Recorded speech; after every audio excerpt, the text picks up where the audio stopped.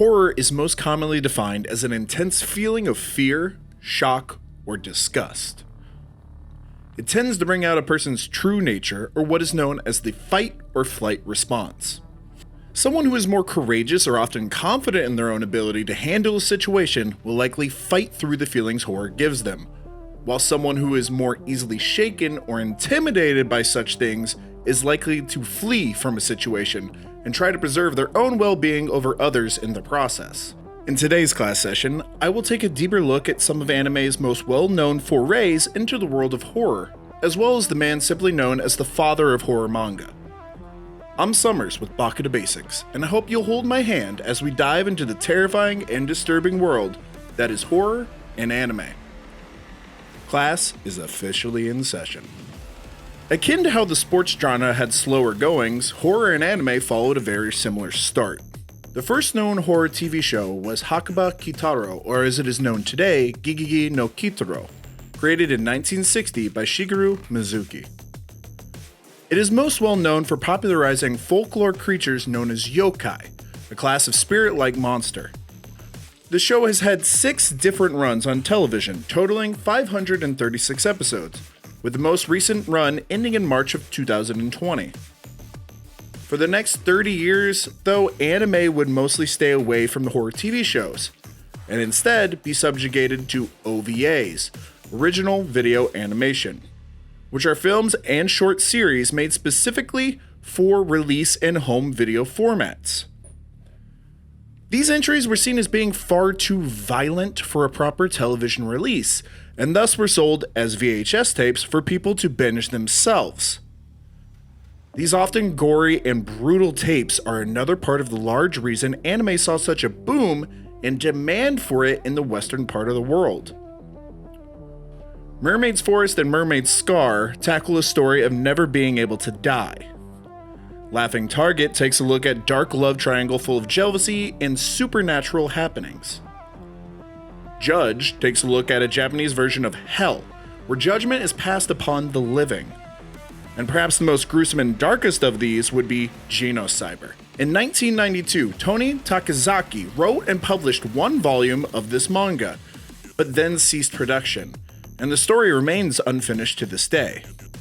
It was adapted by Koichi Ohara into a 5-part OVA series in 1994.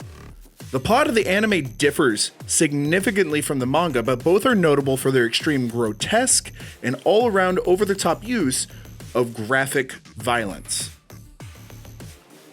It was then in 1999 that the horror landscape of anime changed as 3 shows would be put onto weekly television schedules. Better Man, Blue Gender, and Gregory Horror Show are shows that most anime fans will hardly recognize, but this seemed to open the floodgates somewhat for the genre, seeing as from 2000 to 2014, 33 series defined by the horror genre would be produced for a television release. Compared to other genres, that might seem somewhat small, but was significant for one that had only seen 4 television release shows in the previous 30 years. One of the most notable series to debut during this boom was 2001's Hellsing series. This manga series was written and illustrated by Koto Hirano. Hellsing is named after and centered around the Royal Order of Protestant Knights, originally led by Abraham von Helsing. The mission of Hellsing is to search and destroy the undead and other supernatural forces of the evil that threaten the Queen and the country. This organization is currently led by Sir Integra Fairbrook Wingates Helsing. She is protected by Alucard, the original and most powerful vampire, who swore loyalty to the Helsing family after being defeated by Von Helsing 100 years before our story takes place. As the scale and frequency of incidents involving the undead escalate in England and all around the world, Sir Integra discovers that the remnants of a Nazi group called Millennium still exist and are intent on reviving Nazi Germany by creating a battalion of vampires. Millennium, Helsing, and the Vatican all clash in an apocalyptic 3-sided war in London, and Millennium reveals its true objective: to destroy the vampire lord Alucard, ending a feud that began during World War II. The series was a massive hit, but the anime deviated from the original manga source material, So from 2006 to 2012, several OVAs were released titled Hellsing Ultimate, following the main story more closely than the original did, as well as giving the show some much appreciated updated graphics. So now is the point in the video when I must confess my own personal sins. You see, in the mid-2000s, we didn't have fancy subscription services to get our anime. And seeing as I was a young teenager who didn't have funds to get my hand on OVAs, I had limited resources to watch anime. What I and so many others did have, though, was YouTube. Around this time, YouTube was gaining in popularity, but was still relegating videos to a max of 10 minutes in length. Thus, gave life to the age of people uploading anime to the website in parts. What you would do is type in the show you wanted to watch, type in the episode number, then type in the part you wanted to watch next. Nowadays, it might seem very efficient, but back in the time, it was the easiest way for me to get my anime fix. And I was addicted thanks to Toonami's late night showings of anime in the US, and I wanted more. Specifically, I wanted horror and I wanted gore. This is how I found the tree of 2004 shows, Elfen Lied, Gantz, and more importantly, Monster. The first two shows have a rather, shall we say, divided fan base in the anime sphere, but Monster is one of the most beloved and brutal shows in manga of all time. It's a story following Dr. Kenzo Tenma, a young Japanese brain surgeon working at Isler Memorial Hospital in Dusseldorf, West Germany. Tenma is dissatisfied with the political bias of the hospital in treating patients, and seizes the chance to change things after a massacre brings fraternal twins Johann and Anna Liebert into his hospital. Johann has a gunshot wound to his head, and Anna mutters about killing. Tenma decides to operate on the young Johann instead of the city's mayor, who arrived later that day. Johann is saved, but the mayor dies. Tenma accordingly loses his social standing. Soon, the other doctors around Tenma, though, are mysteriously murdered, and both children disappear from the hospital. The police suspect Tenma, but they have no evidence and can only question him. After saving a criminal named Adolf Junkers, Junkers mutters about a monster. Tenma returns later to find the guard in front of Junkers' room dead and Junkers gone. Following the trail to the construction site of a half-finished building near the hospital, Tenma finds Junkers held at gunpoint. Junkers warns him about coming closer and pleads him to run away. Tenma refuses, and the man holding the gun is revealed to be Johann Liebert.